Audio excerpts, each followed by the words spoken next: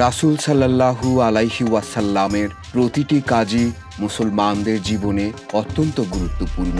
তিনি যেসব কাজ করতেন তাই আল্লাহ তাআলা সুন্নত করে দিয়েছেন। আল্লাহর আদেশ মতে যে রাসূলের আদর্শকে জীবনে বাস্তবায়িত করতে পারবে সেই হবে দুনিয়া ও আখিরাতে সফল কাম।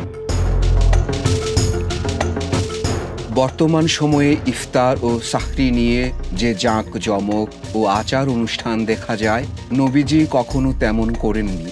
মহানবীর ইফতার ছিল খুব সাদামাটা, তবে যত সাদামাটাই হোক তিনি খুব আগ্রহ নিয়ে ইফতার করতেন এবং ইফতারের সময় হলে দ্রুত ইফতার করে নিতেন।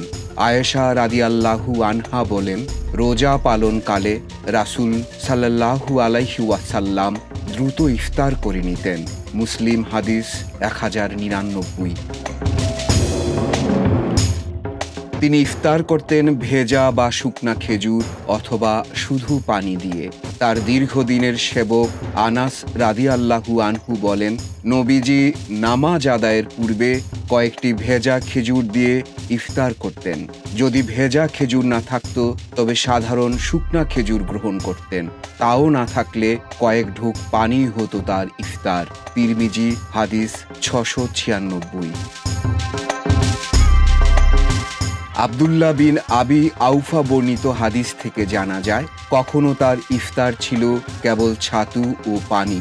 আব্দুল্লাহ বিন আবি আউফা বলেন, একবার রমজান মাসে আমরা রাসূলের সঙ্গে সফরে ছিলাম। সূর্য অস্তমিত হলে তিনি একজনকে ডেকে বললেন, আমাদের জন্য ছাতু ও পানি মিশ্রিত ইফতার পরিবেশন করো। বুখারী হাদিস 1941, তিরমিজি হাদিস 696। হাদিসে পানি মিশ্রিত দুধ বা ঘোল ও মাঠা দিয়ে ইফতার করার কথাও রয়েছে, তবে কখনো তিনি ইফতার ত্যাগ করেননি। আনাস রাদিয়াল্লাহু আনহু বলেন, আমরা রাসূল সাল্লাল্লাহু আলাইহি ওয়াসাল্লামকে এমনকি এক ঢোক পানি দিয়ে হলেও ইফতার করা ব্যতীত মাগরিবের নামাজ আদায় করতে দেখিনি। সহিহ ইবনে হিব্বান হাদিস 3504। ইফতারে নবীজির আচরণ থেকে প্রমাণিত হয়, ইফতারের কিছুক্ষণ আগেই ইফতারি সামনে নিয়ে অপেক্ষা করা এবং যথাসময়ে ইফতার করা সুন্নত। খেজুর দিয়ে ইফতার করা মুস্তাহাব, তারপর কোনো মিষ্টি জিনিস খাওয়া যেতে পারে, তারপর পানি। খেজুর না থাকলে যে কোনো ফল দিয়ে ইফতার করা ভালো, তাও সম্ভব না হলে যে কোনো হালাল খাবার এমনকি শুধু পানি দিয়েও ইফতার করা যায়। যদি পানিও না থাকে তাহলে ইফতারের নিয়ত করবে এবং ইফতারের নিয়তই হবে তার জন্য ইফতার। আবু দাউদ হাদিস 2355।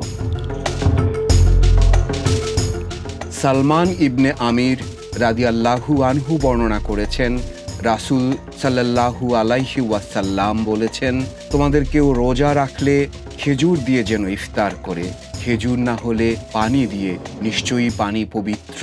তিরমিজি আল ফিয়াতুল হাদিস 562। খেজুর ছাড়াও তৎকালীন আরবে প্রচলিত অন্যান্য খাবারও খেতেন তিনি। আল্লাহ রাব্বুল আলামিন আমাদেরকে নবীজির সুন্নাহ মতো জীবন পরিচালনা করার তাওফিক দান করুন। আমিন।